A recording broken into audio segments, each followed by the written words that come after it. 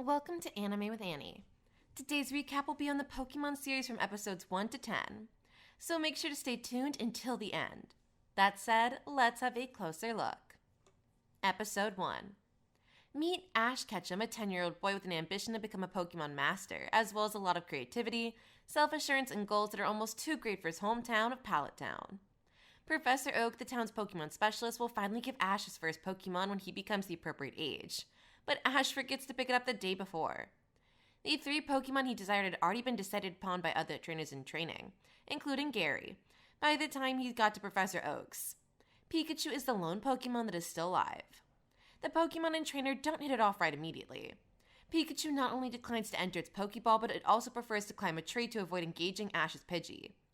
Despite their differences, they begin to unite as they are pursued by a vengeful flock of Spearow.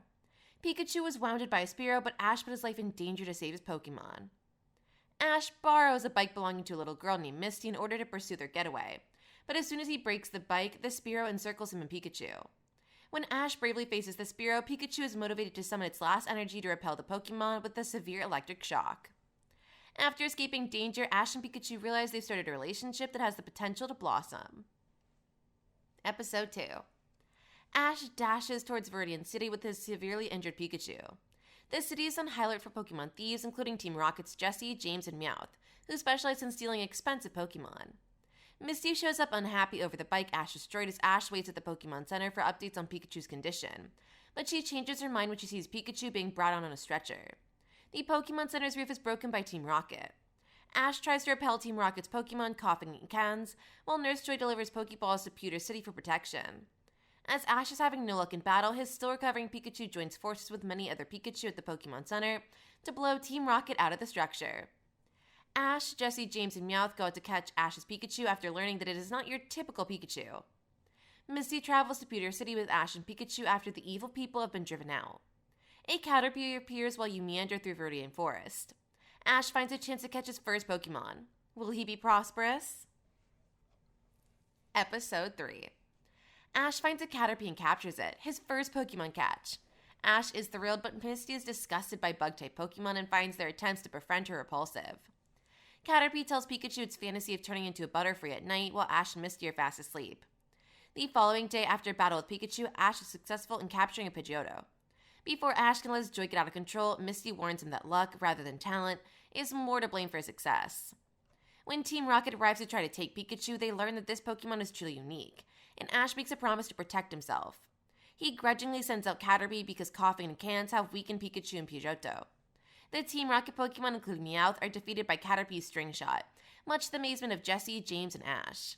Caterpie turns into Metapod when Misty tries to be friendly with it. A Butterfree evolution could not be far off. Episode 4. When they come upon a Weedle, Misty and Ash decide to keep exploring the Viridian Forest. A youngster who's dressed as a samurai and goes by the name Samurai distracts Ash while he fights the enemy. Ash challenges Samurai to a duel, but Ash wins after his Metapod successfully repels Samurai's Pinsir. A Samurai dispatches his own Metapod, sparking the start of a conflict. The conflict is interrupted by a swarm of Beedrill. While running away, Ash forgets his Metapod. The Metapod is seized by the Beedrill, who transport it to their colony. Jessie, James, and Meowth arrive to cause problems as Ash infiltrates the hive to save Metapod. The enraged Beedrill turns its hatred away from Ash and against Team Rocket. Because Ash was left behind, Metapod is furious. Has Ash discovered the consequences of leaving his buddies behind? Will Metapod redevelop? Also, when will Samurai and Ash fight again? Episode 5. The trap that Jessie, James, and Meowth set out for our heroes ends up trapping them as well. When Ash and Misty reach Pewter City, they run across an inquisitive man by the name of Flint. Flint realizes that Pikachu is worn out and directs them to the Pokemon Center. Ash sees a billboard advertising the Pokemon League Regional Championships at the Pokemon Center. To compete, you must defeat gym leaders from several towns and obtain their badges. Even a Pikachu that has been healed has little chance against Brock, the rock-type gym leader in Pewter City. Later, Flint reveals to Ash a startling aspect of Brock. In addition to fighting and nursing Pokemon, Brock also needs to look after his 10 siblings and sisters. Will this information alter Ash's decision to challenge Brock once more for the Rock Badge? Why does Flint keep insisting on helping Ash prepare Pikachu for the rematch? Who is this Flint guy? Will Team Rocket ever be able to emerge from that hole? Episode 6. Ash, Brock, Misty, and Pikachu are shown strolling down a route towards Cerulean City at the start of the episode. They locate a group of Zubat assaulting a man after hearing an unexpected cry. Ash uses Thunder Shock on Pikachu to launch the Zubat into the cave. Ash is hugged by grateful Seymour so firmly that Pikachu has to use Thunder Shock to free himself. The guy then starts to express his gratitude to Ash in poetry and says his name is Seymour the scientist. They then enter the cave where they see it lit up inside, filled with Paras planting their mushrooms in a sand tree that is worn out from the light, drying it out. Clefairy, who has entered a side tunnel, calls out for assistance while being displayed in a dead end with Team Rocket's Meowth shadow cast over it. Ash suddenly understands that Team Rocket is hiding in the cave behind the lights. In response to Ash's declaration that he would never join Team Rocket, Jessie and James claims that Ash is merely envious because they won't let him join them. Team Rocket sends out a Kansan coughing. Ash sends out Butterfree and Brock sends out his brand new Zubat, which he claims he captured upon entering the cave to start a battle. Coughing employs Smog, but Butterfree and Zubat's Whirlwind attacks destroy it. By instructing Butterfree to use Whirlwind, Ash takes advantage of Team Rocket's lack of concentration and causes a Kansan coughing to crash into their owners as a consequence of the strong winds. James and Jessie are picked up off the ground and are immediately blasted out of the cave. However, Meowth was not destroyed by Team Rocket as Ash and Brock notice. Clefairy is seen fleeing the cave, closely followed by Misty and Seymour. Meowth then emerges on a little bridge where Clefairy jumps off and knocks Misty down, resulting in both of them falling into a body of water. Swift and Watergun come next, and Meowth is soon destroyed by Misty's Stardew. After Misty calls back Stardew, the scene shifts to the nighttime, and Brock is giving Butterfree and Zubat Pokemon food. Seymour says the Pokemon meal is not awful after trying it. Ash tastes some as well, but he doesn't care for the flavor. After Ash observes Pikachu and Clefairy chatting, they depart, followed by Misty, Brock, Seymour, and Ash. The Moonstore core is inside another cave, which they discover and enter. It was gleaming in the moonlight there. At the base of the core, Clefairy places a little piece of the Moonstone which lights up. Then Pikachu tries to explain to Ash why the Clefairy likes the Moonstone. Once they understand that Pikachu is telling them that the Clefairy prays to the Moonstone, Seymour declares that this idea must be correct. The Moonstone's core that appears to have been shattered in a hole is seen to have been created as a result of the Clefairy's metronome. Then fragments of the Moonstone start to fall from the sky, some of which land on the Clefairy, causing them to change into a Clefable. Later in the episode, Clefairy and Clefable are seen dancing on the Moonstone center within the cave. Then Seymour declares it is his desire to find the Moonstone and that he will one day journey into space with the Clefairy and Clefable. He also states that he plans to live with them.